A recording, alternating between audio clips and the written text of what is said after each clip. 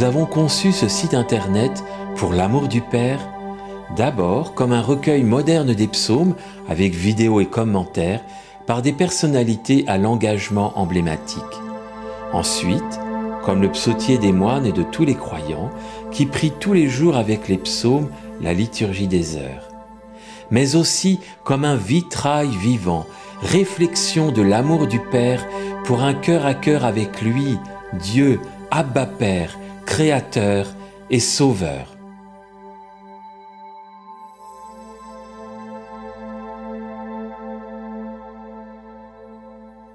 Pour l'amour du Père. J'ai choisi le psaume 102-103, l'hymne à la miséricorde. Je voudrais prier ce psaume parce que, au-delà de la lecture, c'est de la prière, non seulement en priant le Père avec ses mots, mais ce psaume, c'est aussi une parole prophétique pour toi qui regardes ce film. Et c'est à toi que je transmets ce psaume. Alors, d'abord, il commence par une prière où on bénit Dieu. Bénis le Seigneur, ô mon âme. Bénis son nom très saint, tout mon être.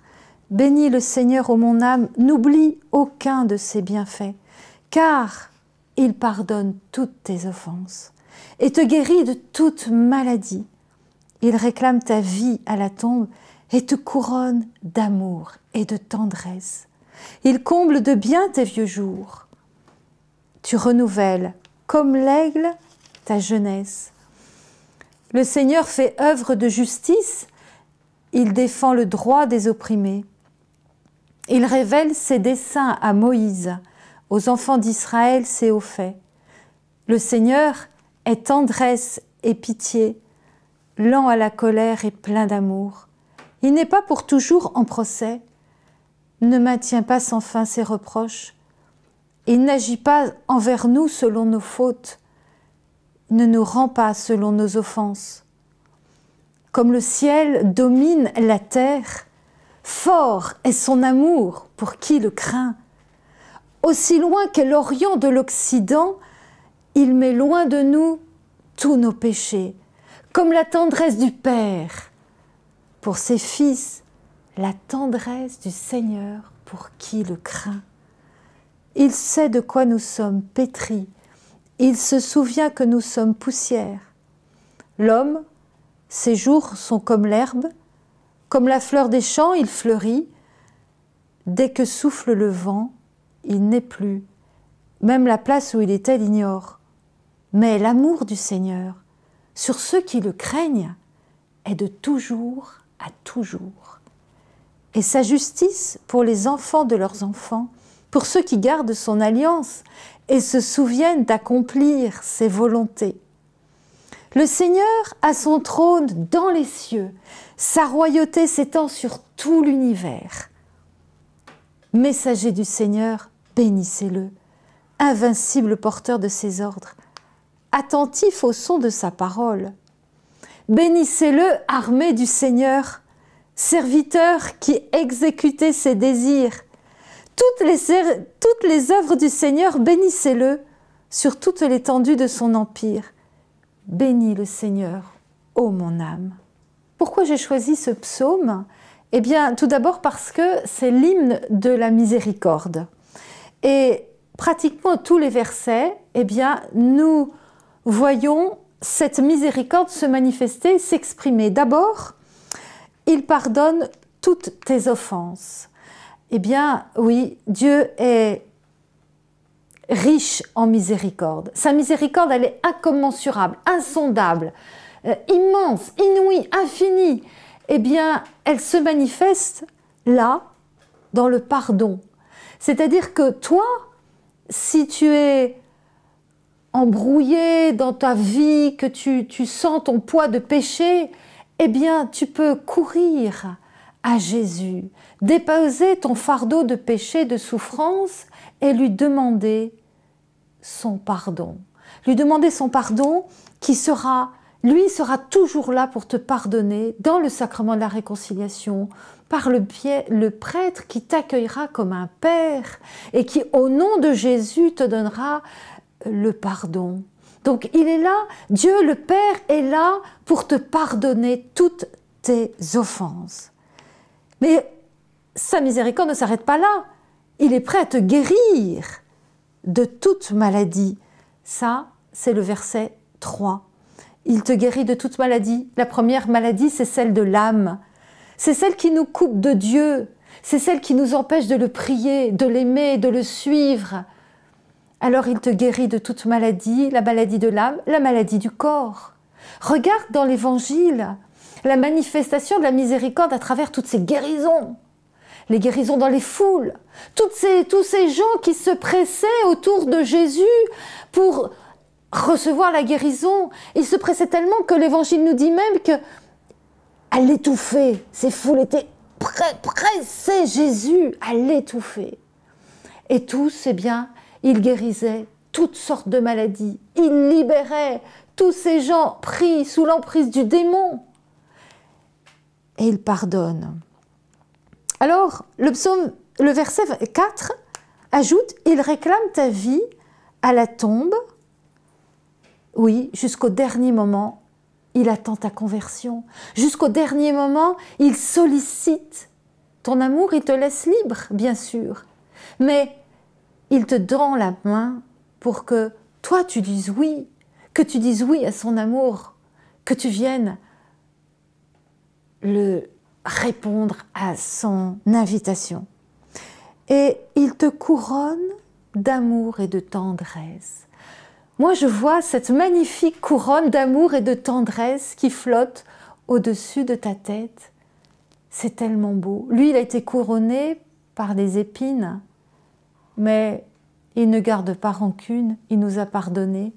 Il a été couronné par une couronne d'épines, mais toi, il te couronne d'amour et de tendresse. Ensuite, eh bien, il comble de bien tes vieux jours. Il te renouvelle comme l'aigle ta jeunesse. Un peu plus loin, nous voyons le Seigneur est tendresse et pitié, lent à la colère et plein d'amour. Voilà encore que nous entendons dans ce psaume la richesse de son cœur, tous les sentiments de son cœur, puisque là, il nous affirme qu'il est tendresse, pitié, lent à la colère, plein d'amour. Ben oui, la colère de Dieu n'a rien à voir avec notre colère humaine. Nous mettons en colère et nous avons des sentiments du style œil pour œil, dent pour dent, tu m'as fait du mal, je te la rends. Mais avec Dieu, c'est pas ça. Avec Dieu, c'est pas ça. Dieu, il est pressé. Il est pressé que nous nous convertissions. Il souffre quand nous nous sommes détournés de lui. Donc il attend, avec tous ses sentiments mêlés en lui. Il attend notre conversion. Il attend notre conversion. Parce qu'il est plein d'amour. Et il n'est pas toujours en procès. Il ne maintient pas sans fin ses reproches. Il n'agit pas envers nous selon nos fautes. Là encore, nous ne sommes pas dans la loi du œil pour œil, dent pour dent. Il ne veut pas nous rendre selon nos offenses, puisqu'il nous aime infiniment. C'est ça la miséricorde. C'est la surabondance de l'amour. C'est parce que Dieu est amour qu'il est miséricorde, qu'il fait miséricorde. Alors, comme le ciel domine la terre, fort est son amour pour qui le craint. Si tu regardes le ciel, si tu regardes la terre, tu pourras comprendre encore là aussi la miséricorde. Parce que la miséricorde, elle se capte aussi, elle se détecte, elle se voit, elle se perçoit dans la beauté de la création. La beauté de la création nous révèle, bien que partiellement, la beauté de Dieu. Cet amour immense qui a fait le ciel et la terre et qui nous a plantés là, au milieu. Alors, là encore, le psaume nous dit « Aussi loin qu'est l'Orient de l'Occident, il met loin de nous nos péchés. Comme la tendresse du Père pour ses fils, la tendresse du Seigneur pour qui le craint. » Voilà encore les sentiments de son cœur qui se manifestent. La tendresse. Alors il sait bien, lui, de quoi nous sommes pétris, que nous venons de la poussière, qu'on retournera à la poussière. Et puis que notre vie, elle passe. Notre vie terrestre a un début, une fin, mais nous sommes faits pour la vie éternelle. Et il veut notre bonheur et notre bonheur éternel. Il veut nous combler de ses grâces. Donc l'amour du Seigneur sur ceux qui le craignent est de toujours à toujours. Si tu lui donnes ton cœur, si tu lui donnes ta vie, il ne te lâchera jamais. Il ne nous lâche de toute façon jamais, c'est nous qui le lâchons. Peut-être. Mais lui, il nous attend. Alors voilà, le Seigneur a son trône dans les cieux, sa royauté s'étend sur tout l'univers. Eh bien, messager du Seigneur, bénissez-le. Moi, je le bénis, et si tu veux bien le bénir avec moi, pour toutes ses grâces, pour tout son amour, pour tout ce qu'il fait pour chacun de nous, chaque jour de notre vie. Alors on bénit le Seigneur, et serviteur du Seigneur qui exécutait ses désirs, eh bien bénissons tous ensemble le Seigneur, que toutes les œuvres du Seigneur le bénissent. Voilà, bénis le Seigneur, ô mon âme, et avec toi je veux bénir le Seigneur. Voilà, ce psaume pour moi est un psaume qui magnifie la miséricorde, qui nous aide à avoir cette bonté de Dieu, cette tendresse qu'il a pour nous de toujours à toujours, qu'il a pour chacune de ses créatures.